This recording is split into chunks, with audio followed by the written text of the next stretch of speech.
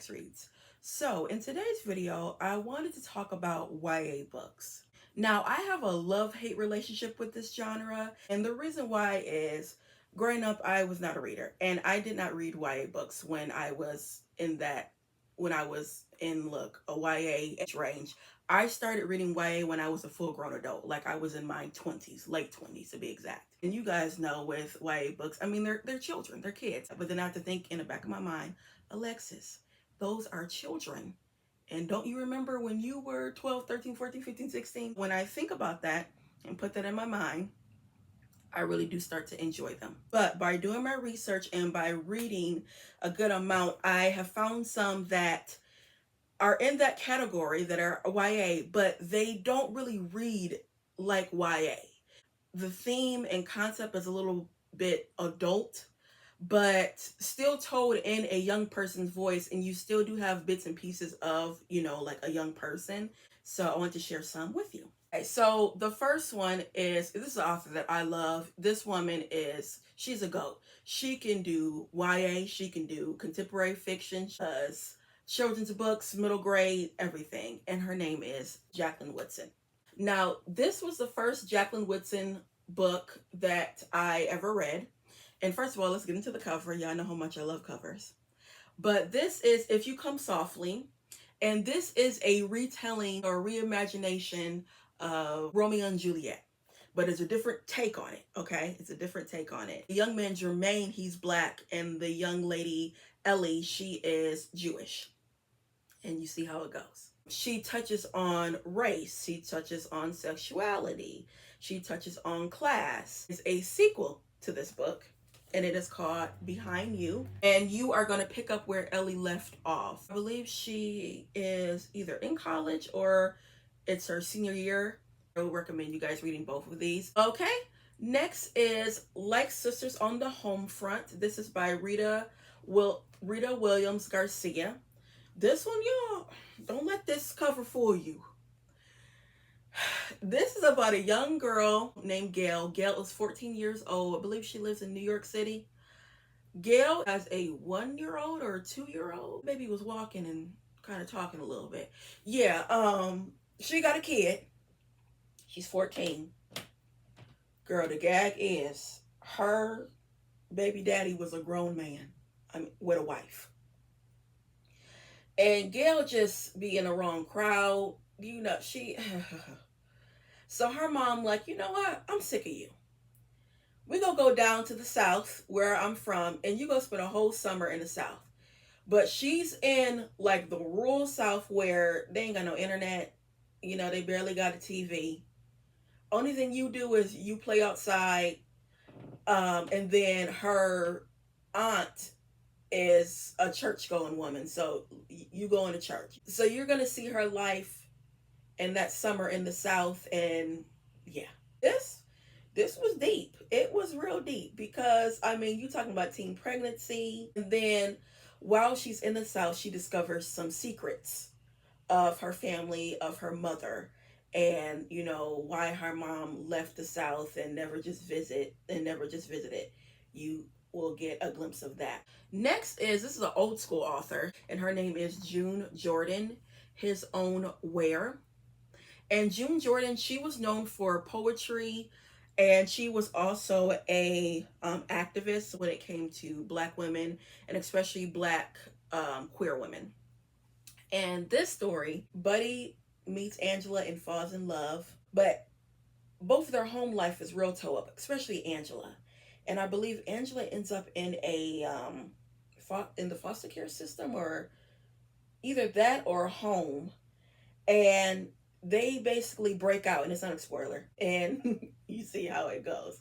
This was first published in 1971, but it does hit you with a punch because you do see some abuse when it comes to the hands of Angela's mother. Next is another older author, and it is Rosa Guy. And Rosa Guy, they said she was one of the first Black white authors that wrote and represented queer characters and queer women. During the 70s, 80s, that was a taboo. Again, with getting in the head of a teenager from the 70s, Also, you learn about the West Indian culture. I really did enjoy both of these books. Next is a recent book I'm just read, and I loved every minute of it. And I cannot wait until the second book comes out this November, and it is The Davenports by Crystal Marcus. This reason why I love this, first of all, you have that Black elite, that Black wealth, that Black legacy. I love that so much. I feel like it's not represented a lot in our books, and especially in YA, you know. And then also it has a historical aspect that I love. I love historical fiction. I loved every minute of that. I cannot wait until the second book. I literally just read this month. Okay, next is Vinyl Moon by Mahogany L. Brown. First of all, y'all got to get into this cover. I have this displayed on my YA middle grade shelf. So you have a young girl named Angel. Angel's life has been turned upside down. She just moved in a new neighborhood. I believe she moved with her dad. So everything is just newness. Her past is very complicated. Mind you, this girl is maybe 15 or 16 with some domestic abuse, but it wasn't from her parentage. It was, I can't say because I don't want to give it away. She has a teacher, her English teacher, that, sees Angel and was like, this is a quiet, subdued girl. What's going on? Because you could see she's always thinking. Because she's an English teacher, she starts to give her books that can maybe help her out of her funk. They know what is going on. They kind of know a tiny bit what has gone on, but not too much. And so she starts giving her, literature from Toni Morrison, Zora Neale Hurston, Maya Angelou, and her world just opens up because she sees like these, characters and these authors, they, are understanding me. Like I'm not the only one that's going through, things. And it just opens her mind. I just cannot get over this cover. And then lastly, this author is actually not Black. She is Indian. And this is an automatic buy author. Her books are amazing. So first is Love and Lies of Roxana Ali by Sabina Khan. Now, her books are always going to focus on young queer individuals because she was inspired by her daughter, her real life daughter. Roxana is 17 years old. She hides, her sexuality from her family. One day her mom catches her kissing a young girl and goes ape, okay? So she says, "You're going to go to Bangladesh and we are going to have an arranged marriage for you. Like, we go kick this out of you." And she goes to Bangladesh and oh my gosh, she's like, "Are you serious?" Like, which means I can't go to university. I'm going to be married. Basically probably not going to come back to the United States. But in comes a diary that she discovers from her grandmother. And oh my gosh, y'all, what this woman goes through, it is horrible. And she's like, this is probably going to be my life. Some of them diary passages was very, very deep. Okay, very deep. But this was good. Next, I love this story so much, you guys. This was actually, I think, when I read this back in 2021 or 22, it was on my top books of the year. And it's called Meet Me in Mumbai. And this story, you get two perspectives. So first you have a young girl, a senior in high school. She's from India, but she moved with her aunt and uncle for her senior year because her parents want her to go to a university in America. The only Indian girl at her school, basically in her neighborhood. In comes Suish. She meets him at a party. He is another Indian young man, but he doesn't go to her school. They start a relationship. In comes a pregnancy. And she's like, "Lord, I am only 17 going on 18. It's my senior year. My parents are going to flip. Everyone is going to flip." So you see what she's going to do. And this is not a spoiler. She decides to give the baby away. She decides to, seek adoption. And that's what she does. Then in comes Myra. Myra is now the same age as her birth mom, 17. She lives with her two moms and her little sister.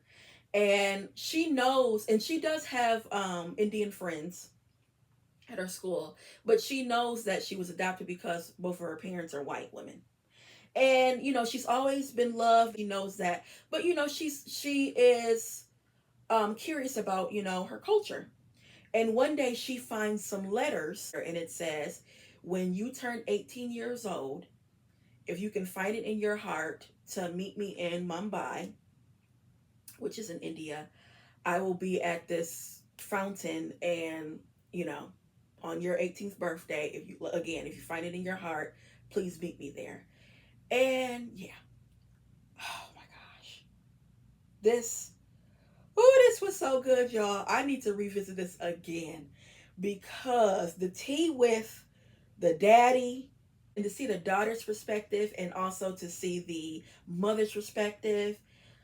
And then one thing I love about Sabina is you learn so much about Indian culture, and it's easy to navigate. I love this author so much. I've read all of her books, have all of her books, and all her books are different. This, y'all, hands down, this whole list, this, y'all need to read this. This is so good. Hey guys, that is it when it comes to my YA collection. Some of my favorites so far. Again, I have a love-hate relationship with this genre, but there are some gems, okay? And then one thing I love about YA now is so many representations through every culture. And then them covers, YA covers are so pretty. YA and middle grade covers are just, sometimes I just want to buy the book just because of the cover. That's how pretty they are. But also those storylines are good too. So yeah, guys, that's all I have for you, and I'll be back with more Black books. Bye.